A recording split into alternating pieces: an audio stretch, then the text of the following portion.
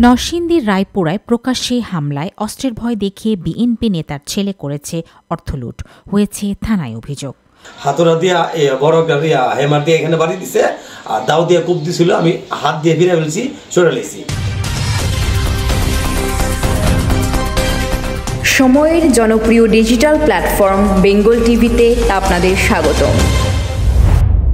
নরসিংদীর রায়পুরায় এক ব্যবসায়ীর উপর সশস্ত্র হামলা চালিয়ে নগদ ৫ লাখ টাকা ও বিকাশ এজেন্টের মোবাইল ছিনিয়ে নেওয়ার অভিযোগ উঠেছে রায়পুরা উপজেলায় শ্রমিক দলের সভাপতি মুসা মিয়ার ছেলে আবদুল্লাহ দেশীয় অস্ত্র নিয়ে হামলা চালায় মালিক মিয়ার উপর।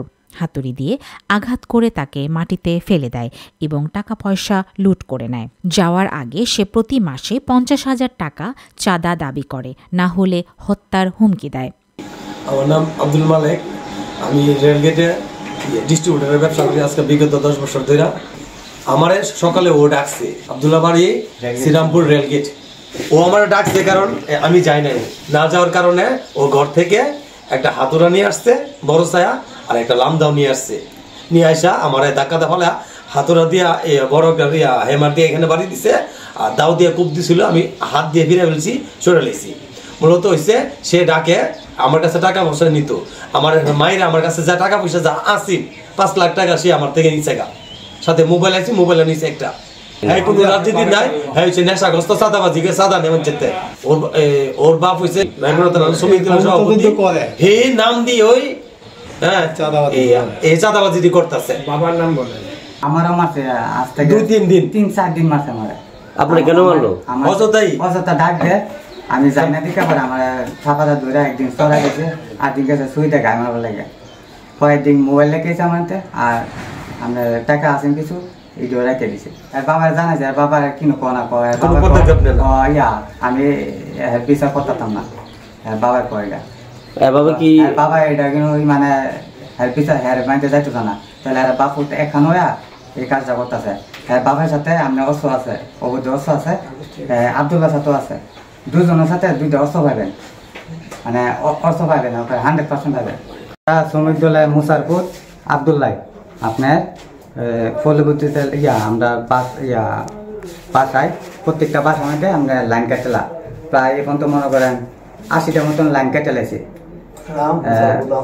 মুসারপুর আবদুল্লাহ আমরা লাইন কাটলাম, মনে করেন সভাপতি পদের থাইকা এই এলাকার মধ্যে কেউ ভয়ে কেউ কথা বলতে পারে না, কেউ বিচার করতে পারে না, আমরা শাসন করতে পারি না। এখানে বিচার দিলে আরেকবার পরে গিয়ে ধরে, তুই বিচার দিলি গেলে তোর বাপের কাছে, এই ধরনের কার্যকলাপ চলছে। মুসারে বললে মুসাইকে আমি পারি না, মুসাই যদি না পারে তো এরকম সন্তান কেন এই এলাকার মধ্যে জন্ম দিল? আমরা বলছি ছেলে মানুষ করে বাপ মায়, তো তুমি যদি এই ছেলে যদি মানুষ না করতে পারো তাহলে তোমার ছেলে তুমি দাবি করো কেন? আজকাল এই এলাকাটা গরম করে ফেলেছে, আজকাল অবস্থাটা কি? আমরা এই মাছ দূর দেখে এই যদি আজকাল মারা যাইতো মাথার মাঝে বাড়ি লেখা কি একটা অবস্থা হইতো। এই এলাকাটা শান্ত লাগি, আমরা চাই এই এলাকা শান্ত থাকুক। মুসা পদ এই পদের বহিষ্কার করো, না হলে এই দেশে শান্তি আসবে না। অভিযুক্ত আবদুল্লাহ ও তার বাবা মুসা মিয়া দীর্ঘদিন ধরে চাঁদাবাজি ও অস্ত্র নিয়ে ত্রাস সৃষ্টি করছে বলে অভিযোগ উঠেছে। স্থানীয়রা তাদের অত্যাচারে অতিষ্ঠ এলাকাবাসীও। এর প্রেক্ষিতে মালিক মিয়া রায়পুরা থানায় লিখিত অভিযোগ দায়ের করেছেন এবং দ্রুত নিরাপত্তা ব্যবস্থা গ্রহণের দাবি জানিয়েছেন।